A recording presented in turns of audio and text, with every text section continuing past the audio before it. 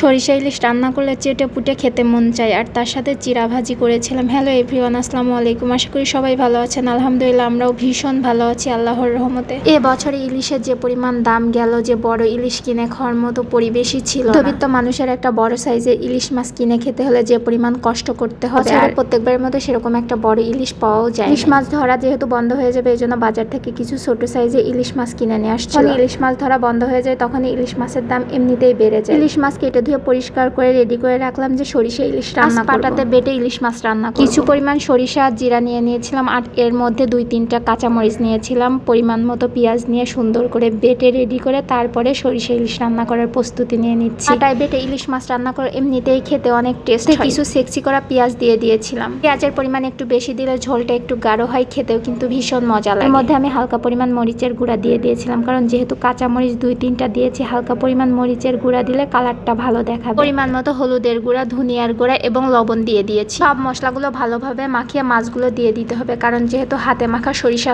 ইলিশ হচ্ছে, এজন্য হাতে মেখেই তো দিতে হবে। হাতে মাখা সরিষা ইলিশ রান্না করলে এমনিতেই অনেক মজা লাগে। সাইজটা অনেক ছোট থাকলো, মাছের সেন্ট অনেক ছিল, কারণ ছোট মাছে যে এত সুন্দর সেন্ট হয় সেটা আসলে জানাই ছিল না। মানে বড় মাছের থেকেও ছোট মাছের সেন্ট এটা হচ্ছে বরিশালের ইলিশ, এর জন্য কি এত সেন্ট সেটা আমি জানি না। দেখতাম ঠিক এভাবে রান্না করতো। আমার মায়ের হাতে ইলিশ মাছ খেলে চেটে পুটে 1 প্লেট ভাত খাওয়া যায় এরকম। যতই আমি রান্না করি কিংবা কেউ যদি ইলিশ মাছ এভাবে রান্না করে আমাকে খাওয়াই, কিন্তু তারপরে আমার সেই মায়ের হাতের স্বাদটা আমি আর খুঁজে পাই না। কিন্তু আমার আম্মু এত সুন্দর করে রান্না করতো যে খাইলে বারবার খাইতে মন চাইতো, সেই স্বাদ আমি আর পাই না। আমি মাঝে মাঝে ভাবি মায়ের হাতের রান্না এমনিতেই স্বাদ হয়, মানে যে তরকারি রান্না করুক না কেন সেই তরকারিটাই অনেক বেশি স্বাদ। মায়েরা যখন রান্না করে অনেক ভালোবাসা দিয়ে রান্না করে, তাই ছেলে মেয়েরা তাই সেটা খুব তৃপ্তি করে খায়। আজকে বেশি কিছু রান্না হবে না, ইলিশ মাছ ঝোল হবে আর সাথে একটা তরকারি ছিল, এই দিয়ে আজকের খাওয়া দাওয়া। বাজার যেহেতু একবারেই করতে হয়, এই জন্য অনেক আইটেমের মাছ নিয়ে আসে এবং কাজও অনেক করা লাগে। যাই হোক, গল্প করতে করতে আমার ইলিশ মাছ রান্না করাও শেষ। আর জামাই তো ইলিশ মাছের ঝোল দিয়ে খেতে বেশি পছন্দ করে, এই জন্য আমি একটু বেশি পরিমাণ ঝোল রেখেছি, কারণ ঝোল দিয়ে ও ভাত খাই বেশি। আমারও সেম অবস্থা, ইলিশ মাছের ঝোল হইলে আমার অন্য কোনো তরকারি লাগে না, সেই ঝোল দিয়ে আমি 1 প্লেট ভাত খেয়ে নিতে পারি। আমার শাশুড়ি বাসা থেকে চিরা নিয়ে আসছে, আর সেই চিরা ভাজি করে খেতে বেশি মজা লাগে, আর আমার জামাই ভাজি করে খাওয়াটাই বেশি পছন্দ করে, এই জন্য আমি পেঁয়াজ মরিচ রসুন কেটে নিয়েছিলাম ভাজি করার জন্য। চিরা এমনি খাওয়ার থেকে ভাজি করে খাওয়াটাই বেশি পছন্দ করে সবাই। বাসায় থাকলে এটা না ওটা খাইতেই মন চায়, মানে সব সময়, সেটা আমি হোক আর আমার জামাই হোক, দুইজন মিলে একসাথে এটা ওটা খাওয়ার তালেই থাকতে হয়। চিরাটা এভাবে ভাজি করলে খেতে ভীষণ মজা লাগে। আমি চিরা ভাজার মধ্যে একটু হলুদ দিয়ে দেই, কালারটা একটু হলুদ হলুদ টাইপের হয়, দেখতেও ভালো লাগে, খেতেও মজা লাগে। অনেকে চিরা ভাজতে গেলে হলুদ দেয় না, তবে আমি দেই, আমার কাছে বেশ ভালো লাগে। এর মধ্যে আমি আবার পরিমাণ মতো লবণ দিয়ে দিচ্ছি, কারণ লবণ না হলে চিরা আবার খেতে মজা লাগে। চুলায় নর্মাল আছে ভাজতে হবে চিরা, কারণ ভাজতে ভাজতে